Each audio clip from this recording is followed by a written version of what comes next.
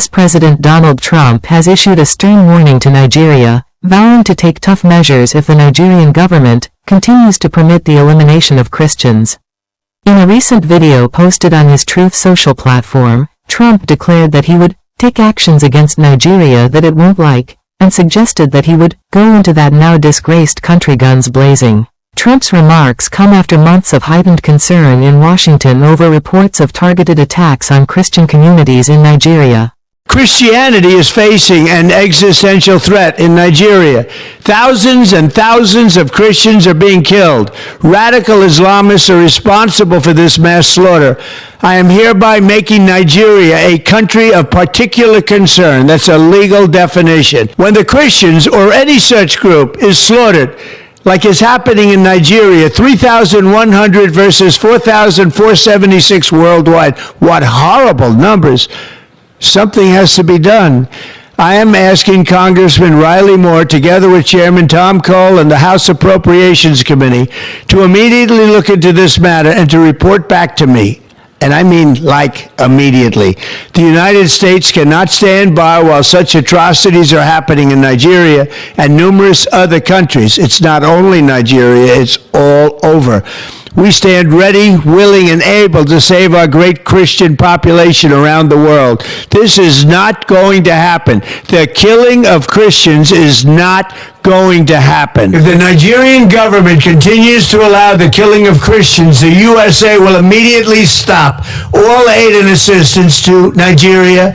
We're going to do things to Nigeria that Nigeria is not going to be happy about, and may very well go into that now disgraced country, guns are blazing, to completely wipe out the Islamic terrorists who are committing these horrible, horrible atrocities. I'm hereby instructing our Department of War to prepare for possible action.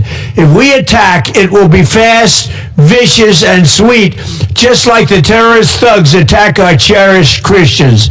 These are cherished people. These are great people. Leave them alone. Warning, the Nigerian government better move fast before it's too late. I mean, a lot of things I envisage, a lot of things. They're killing record numbers of Christians in Nigeria. And they have other countries very bad also. You know that part of the world, very bad. They're killing the Christians and killing them in very large numbers. We're not going to allow that to happen.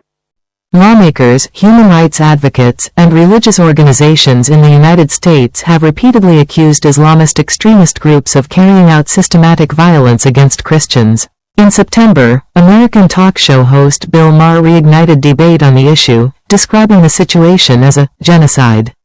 Citing data from various reports, Maher claimed that Boko Haram and allied groups had ended the lives of over 100,000 people since 2009 and burned more than 18,000 churches across the country.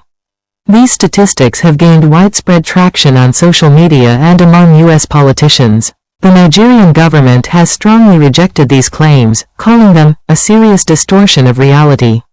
While acknowledging that terrorist attacks remain a major national security challenge, officials insisted that the violence affects Nigerians of all faiths. Terrorists target anyone who rejects their extremist ideology, Muslims, Christians, and non-believers alike, one statement read. Independent observers and conflict researchers in Nigeria have also challenged the notion that Christians are being specifically targeted. Nigerian security analyst Christian Ani explained that although some Christian communities have suffered attacks, the broader aim of insurgent groups has been to spread fear and assert control, rather than to conduct religious cleansing. Nigeria, home to roughly 220 million people, is almost evenly divided between Christians and Muslims. Most attacks linked to jihadist groups occur in the predominantly Muslim north, but the country faces multiple overlapping security crises, including ethnic conflicts, criminal banditry, and separatist unrest.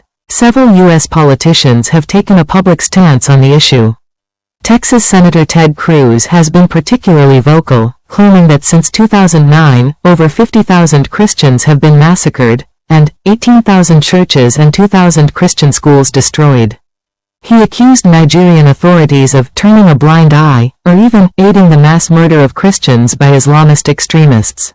Trump echoed these sentiments, labeling Nigeria a disgraced country, and accusing its government of inaction. Nigerian officials, however, insist they are making sustained efforts to combat terrorist organizations such as Boko Haram and the Islamic State West Africa Province ISWAP. They have also expressed openness to international cooperation, provided that such interventions respect Nigeria's sovereignty.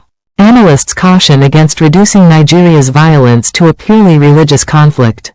Boko Haram, which gained global notoriety for the 2014 abduction of the Chibok schoolgirls, has waged an insurgency in the northeast for over a decade, where Muslims form the majority.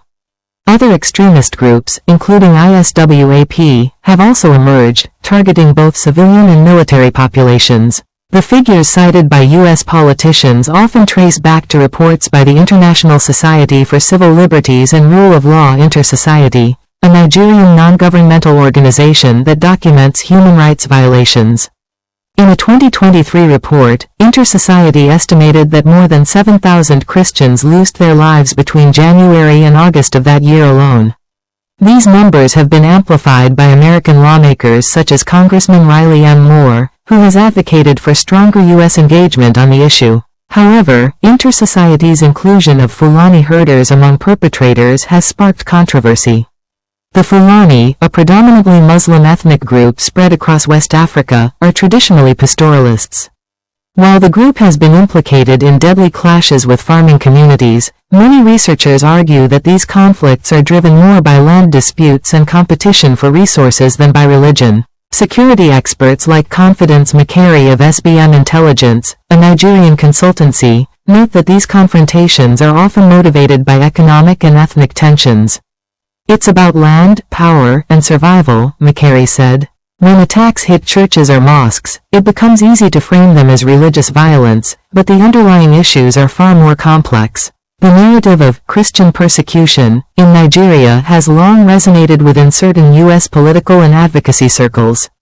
Over the years, Nigerian separatist movements such as the Indigenous People of Biafra IPOB and the Biafra Republic Government in Exile BRGIE have reportedly lobbied American lawmakers to recognize what they describe as the Christian genocide in Nigeria. Although the Nigerian military has accused Inter-Society of having links to IPOB, a claim the organization denies, BRGIE has publicly stated that it engaged U.S. lobbyists to raise awareness of the alleged persecution. The group claims to have met with U.S. officials, including Senator Cruz, as part of its campaign. While Senator Cruz has not commented on these claims, the broader issue continues to fuel diplomatic tension between Washington and Abuja. As Nigeria grapples with multiple security challenges, from jihadist insurgencies to mass kidnappings and communal clashes, analysts warn that oversimplifying the crisis risks undermining efforts to address its complex root causes.